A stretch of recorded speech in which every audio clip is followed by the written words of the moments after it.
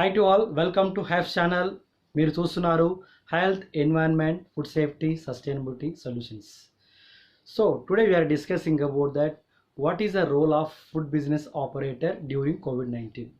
అంటే ఈ COVID-19 outbreak సందర్భంగా పోస్ట్ లాక్డౌన్ తర్వాత ఒక ఫుడ్ బిజినెస్ ఆపరేటర్ పాటించవలసిన ఆహార భద్రతా నియమాలు మనం ఈరోజు తెలుసుకుందాం. సో లాస్ట్ వీడియోలో food hygiene and safety guidelines అంటే ఏంటి, ఎఫ్ఎస్ఎస్ఏ ప్రకారం మనం ఆల్రెడీ తెలుసుకోవడం జరిగింది. సో ఈరోజు ఒక ఫుడ్ బిజినెస్ ఆపరేటర్ ఏ విధమైన జాగ్రత్తలు తీసుకోవాలి, ఎంప్లాయీస్కి ఎలాంటి గైడెన్స్ ఇవ్వాలి, how to prevent the cross contamination of COVID-19 అనేది మనం ఈరోజు తెలుసుకుందాం. సో ఫస్ట్ ఆఫ్ ఆల్, ఒక food business operator must and should be follow the good hygiene practices and good manufacturing practices అనేది కంపల్సరీ మీ యొక్క వర్క్ ప్లేస్లో and production ఏరియాలో, kitchen ఏరియాలో డెఫినెట్గా ఫాలో అవ్వాలి. సో నెక్స్ట్ వచ్చేసి, ఎవరైతే food business operator FBO person ఉంటారో, ఒక మేనేజర్ ఎక్కడెక్కడ COVID-19 సంబంధించిన symptoms or risk factors and COVID-19 సంబంధించిన అవేర్నెస్,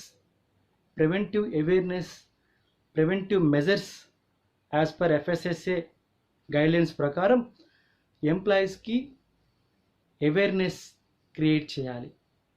దాంట్లో భాగంగా నెంబర్ 1 సేఫ్ ఫుడ్ హ్యాండ్లింగ్ ఎలా చేయాలి, నెంబర్ 2 సోషల్ డిస్టెన్స్ ఎలా పాటించాలి, నెంబర్ 3 పీపీఈ రిక్వైర్మెంట్స్ ఎలా వారు ఫాలో కావాలి.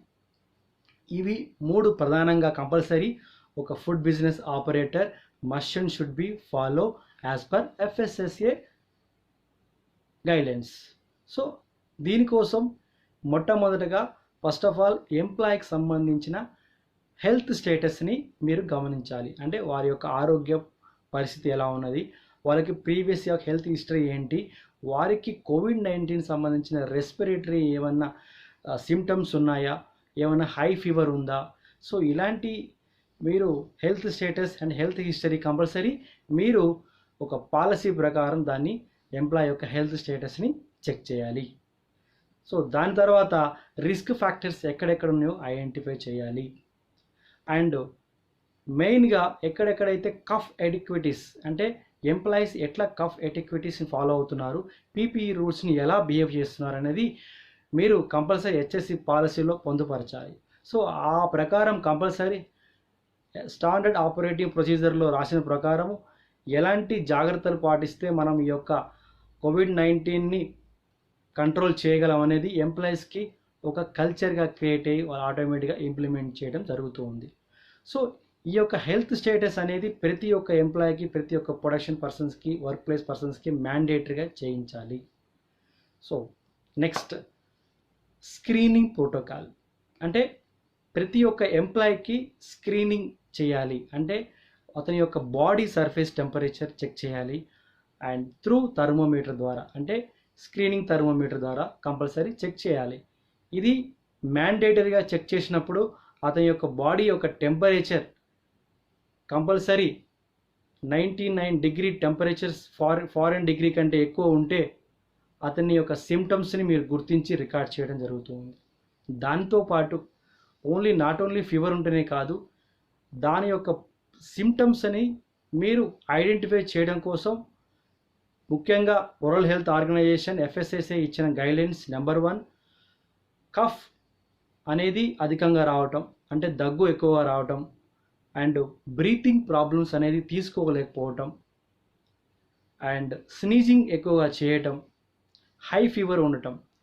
సో ఇలాంటి లక్షణాలని సివియర్గా ఉన్నప్పుడు మనము గుర్తించి దాని ప్రకారం వీ కెన్ హోమ్ క్వారంటైన్ చేయటము, లేకపోతే కన్సర్న్ లోకల్ అథారిటీస్కి పంపించడం అనేది ఆ ప్రకారం మనము గైడ్లైన్స్ ప్రకారం చేయాలి. అది మీ యొక్క ఆర్గనైజేషన్ యొక్క హెచ్ఎస్సి పాలసీలో కంపల్సరీ పొందుపరిచి ఉంచాలి. ఇలా హెల్త్ స్క్రీనింగ్ కంపల్సరీ మ్యాండేటరీగా చేయాలి. ఫిజికల్ సెక్యూరిటీ ఎంట్రీ ఏరియాలో ఎవరైతే ఎంప్లాయీస్కి ఎంటర్ అవుతున్నటప్పుడు కంపల్సరీ బయోమెట్రిక్ యూజ్ చేయకుండా, కామన్ బయోమెట్రిక్ యూజ్ చేయకుండా మీరు విజువల్ విజువల్ సంబంధించిన ఏవైనా ప్రూఫ్తో సంబంధించిన మీరు ఎంట్రీ చేయడం కానీ లేకపోతే మాన్యువల్గా ఎంట్రీ చేయడం వల్ల కామన్ పాయింట్స్ని టచ్ చేయకుండా మీరు ప్రివెంట్ చేయొచ్చు ఈ యొక్క కోవిడ్-19 యొక్క డిసీజ్ని.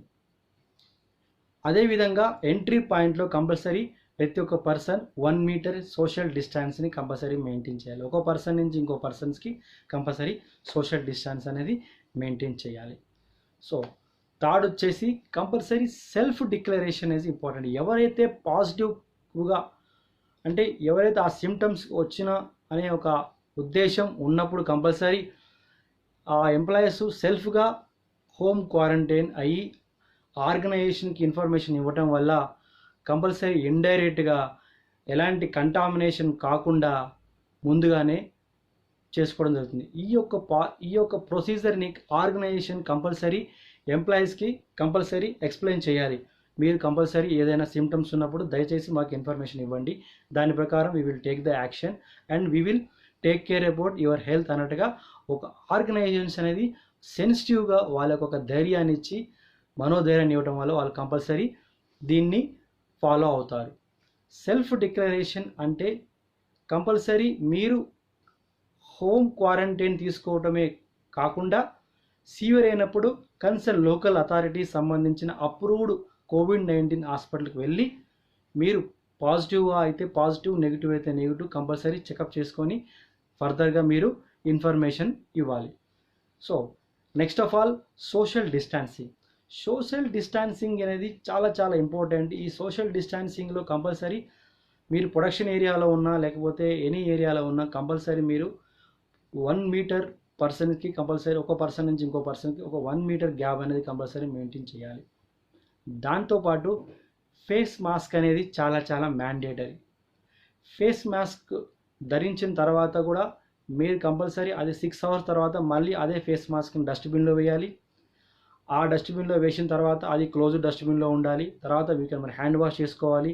మళ్ళీ మీరు ధరించేటప్పుడు హ్యాండ్ వాష్ చేసుకొని మళ్ళీ గ్లౌస్ చేసుకోవడం జరుగుతుంది. ఇలా ప్రతి ఒక్క క్లోజ్ మానిటర్ చేసుకొని మీరుగా సెల్ఫ్ మోటివేట్ అయినప్పుడు కంపల్సరీ ఈ యొక్క డిసీజ్ని మనం కంట్రోల్ చేసుకోవచ్చు. Social monitoring and social distance అంటే నథింగ్ బట్ ఒక పర్సన్ నుంచి ఇంకో పర్సన్స్కి మనం ఒక డిస్టెన్స్ మెయింటైన్ చేసినప్పుడు ఆ యొక్క వైరస్ అనేది మనకు కొంతవరకు రాకుండా మనం కంట్రోల్ చేయడం కోసం ఈ యొక్క సోషల్ డిస్టెన్స్ అనేది మనము చేయటం జరుగుతుంది. సో తర్వాత నెక్స్ట్ వచ్చేసి పీపీఈ, పర్సనల్ ప్రొటెక్టివ్ ఎక్విప్మెంట్. ఇది కంపల్సరీ ప్రతి ఒక్కరు ఫాలో కావాలి. దీంట్లో ప్రధానంగా ఫేస్ మాస్క్ అండ్ కంపల్సరీ మీరు face mask any production area or packaging area or any cooking areas or any receiving area or material ఏ యొక్క ప్రోడక్ట్ని మీరు టచ్ చేసిన తర్వాత కూడా కంపల్సరీ మీరు హ్యాండ్ వాష్ చేసుకోవాలి. దాంతోపాటు ఫేస్ మాస్క్ ధరించాలి. దానికి ఆ యొక్క సర్ఫేస్ సంబంధించిన డస్ట్ పార్టికల్ కానీ మెటీరియల్ కానీ ఒక పర్సన్ నుంచి ఇంకో పర్సన్స్కి మీకు త్రూ స్నీజింగ్ ద్వారా కానీ తుంపర్ల ద్వారా కానీ మీకు డిసీజ్ రావటం వల్ల ఆ యొక్క సిమ్టమ్స్ మీకు వచ్చే ఛాన్స్ ఉంటుంది. సో అందువల్ల మీరు కంపల్సరీ పీపీఈ రూల్స్ అనేది కంపల్సరీ మీరు ఫాలో కావాలి. పీపీఈలో ప్రధానంగా face mask is very very important. So ఇది కోవిడ్-19 సంబంధించిన మేజర్గా సిమ్టమ్గా FSSAI రెగ్యులేషన్లో పొందుపరచడం జరిగింది. సో దీనితో పాటుగా కఫ్ ఎటిక్విటీస్ అంటే మనం దగ్గేటప్పుడు తుమ్మేటప్పుడు కర్చీఫ్ కంపల్సరీ యూజ్ చేయాలి, లేకపోతే ఒక టిష్యూ పేపర్ని యూజ్ చేయాలి. మనం టిష్యూ పేపర్ యూజ్ చేసినా కూడా దాని తర్వాత మళ్ళీ అది డస్ట్బిన్లో ప్రాపర్గా డస్ట్బిన్లో క్లోజ్డ్ డస్ట్బిన్లో వేయాలి. దాని తర్వాత after we're go for hand washing station, ఆ ఏరియాలో కంపల్సరీ ఆ హ్యాండ్ వాషింగ్ ఏరియాలో మనము 6 మెథడ్స్ ద్వారా హ్యాండ్ వాష్ని కంపల్సరీ పరిశుభ్రంగా క్లీన్ చేసుకోవాలి, ప్రాపర్ కెమికల్తో కానీ సోప్తో కానీ. సో ఈ విధంగా చేసుకోవడం వల్ల మనం కంపల్సరీ సెల్ఫ్ హైజీన్గా హై లెవెల్ హైజీన్గా మనం కంపల్సరీ మెయింటైన్ చేసుకొని ఈ యొక్క డిసీజ్ని కొంతవరకు మనము కాపాడగలము అండ్ వేరే వారికి సంక్రమించకుండా మనము ఉండగలము.